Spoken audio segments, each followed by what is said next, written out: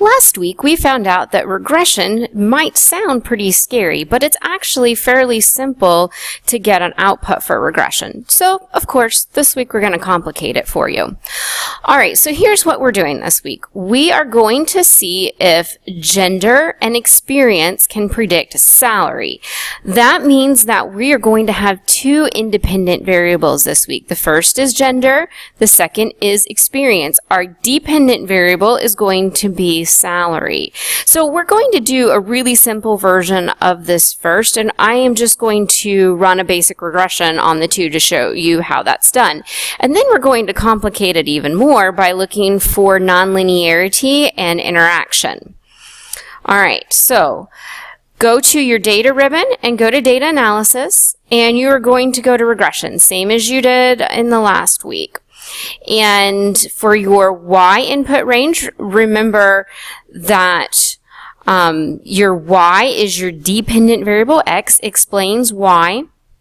And so your input range for your Y is going to be the salary column. Make sure you grab the label, and if it's not already marked, make sure that you have this label checked. Otherwise, it will skew your data.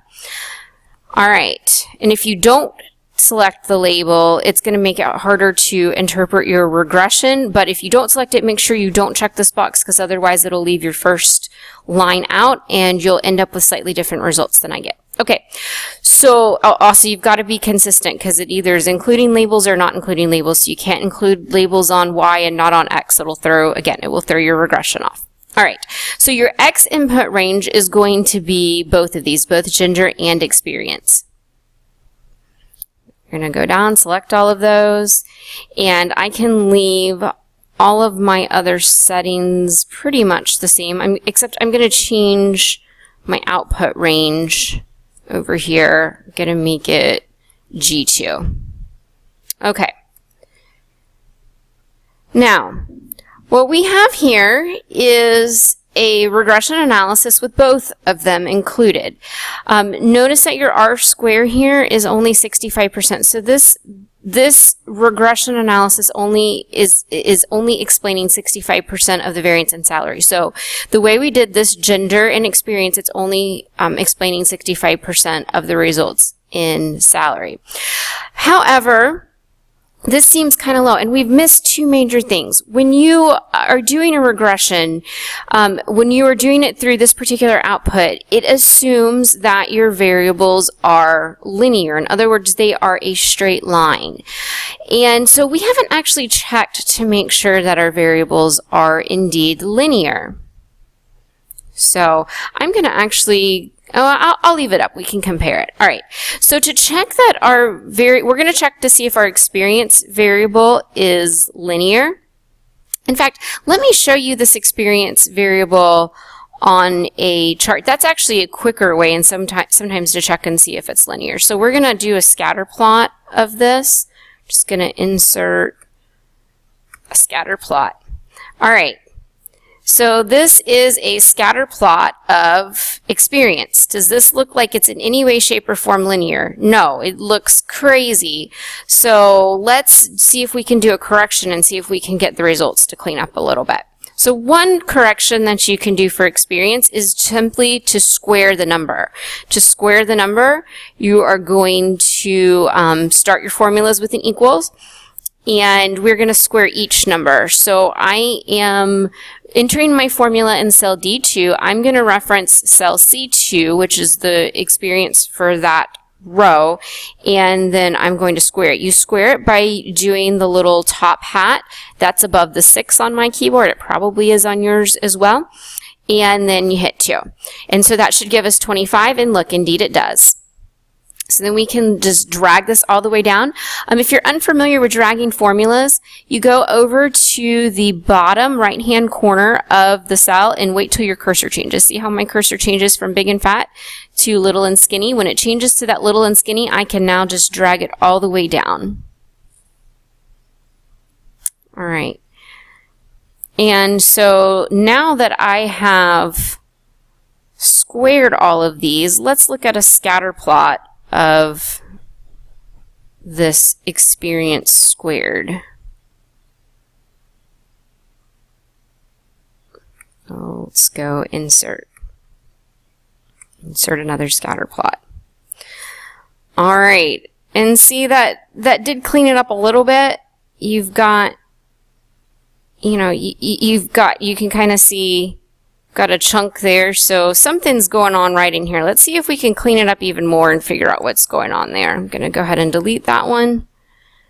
All right, now let's look at, is there interaction between experience and gender? Because again, one of the assumptions in regression is that your independent variables are independent from each other, so that gender isn't affecting, gender and experience aren't interacting with each other. All right, so to do that, we are just going to multiply gender by experience. And so what that is going to mean is that the ones on this are for men and the zeros are for women. So for women, or I'm sorry, for a man, you're going to, if 5 years of experience, you're going to multiply it by 1, so their experience level is going to be 5. For a woman, they are going to end up with all zeros here.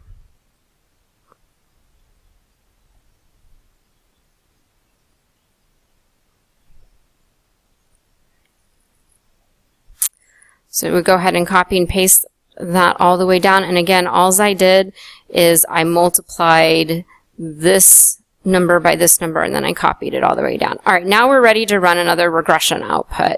And we're going to run it with all 4 of these as independent variables to check for linearity and to check for interaction. So go back to your data ribbon, go to data analysis, go to regression,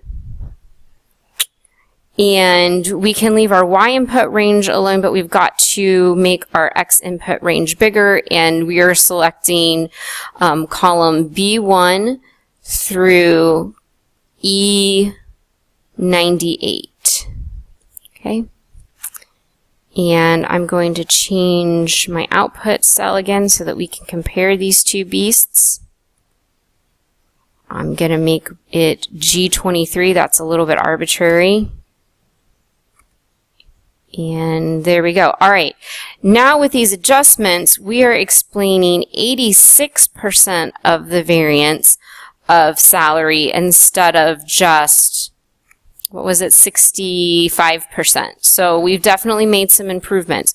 So now we've got to look at this thing and go, all right, what is this thing telling us?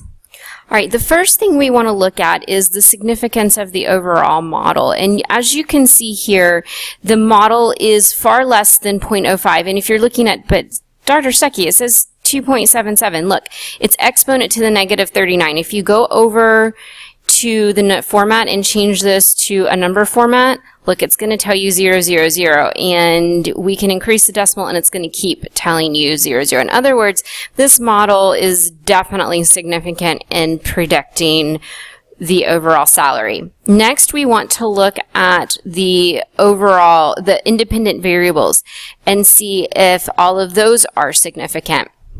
The first thing that you will notice is that gender is quite a bit above 0.05 in this model. So that means that it is not significant and we need to rerun another regression without it. The rest of these are, this 1.87 e to the negative 20 is the same as this one up here. If we change it to a number format, see, it can go quite a ways before you would have any numbers in that. All right. So also, I need to correct something I said that was incorrect earlier. In this model, the ones are actually women and the zeros are men. So sorry about that. That'll be significant later. All right. We need to rerun this regression again, and we need to leave off gender because it was not significant in the prediction. So we're going to do yet another model and go to data analysis, regression. Your independent, or your Y can stay the same. We need to change our X range, and we can just literally change, I guess you can't now. I was going to say you could just change this B to a C, but we can't do it that way now because I messed up. All right. So I'm going to go up here and select C1 through E98 again. Okay. And I'm going to change my output cell. So again, if we want to compare the two, we can. I'm going to change it to G46. And okay. All right.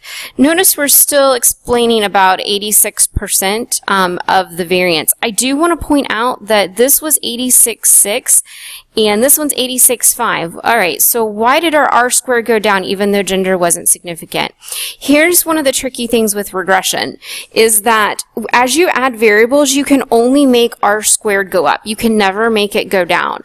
So that means that if you throw in 20 or 30 items in a regression, you can make the thing look significant when it's not actually a significant model. That's why it's so important to look at the individual outputs of the model as well. You've got to look at the independent variables and make sure that all of them are significant. And again, just let me make sure this p-value isn't confusing you. I'm going to change it to a number, but all of these are below 0.05, so they are all definitely significant in predicting the regression equation. All right, so the next question is, what is this beast actually telling us about the interaction between experience and gender, or the nonlinearity of experience and gender? All right, so what I'm going to do now is I'm going to show you a scatter plot of salary and experience squared. This will make it pretty clear what you're looking at. So we're going to go to Insert, and we're going to insert a scatter plot. All right, look at this thing. See how it is curved right here? So you've got a big group that experience actually hurts their salary, and another group where it helps. And as we go through the regression equation, you will find out that for the women, the experience actually hurt their salary, and for the men, it helped it. For people earlier in the careers, it tended to help, and as women got more advanced, it tended to hurt, and as men got more advanced, experience tended to help. All right, I'm going to go ahead and delete that.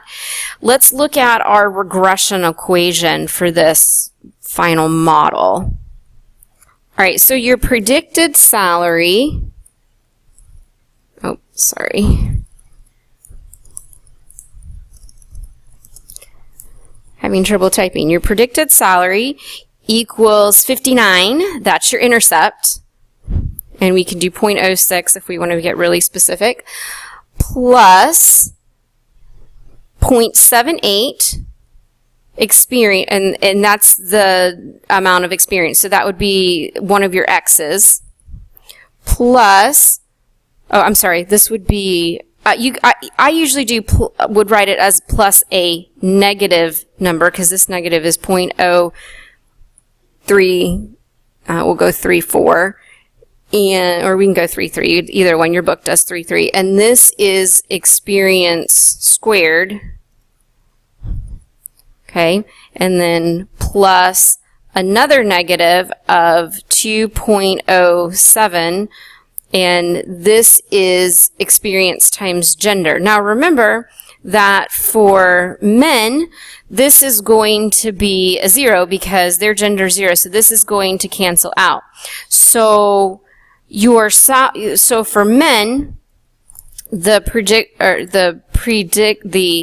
regression equation would literally just be this, and then you would take out this part right here. So your regression equation for your men is 59.06 plus 0.78 times experience minus 0.033 experience squared. Now for your women, it's not quite as pretty.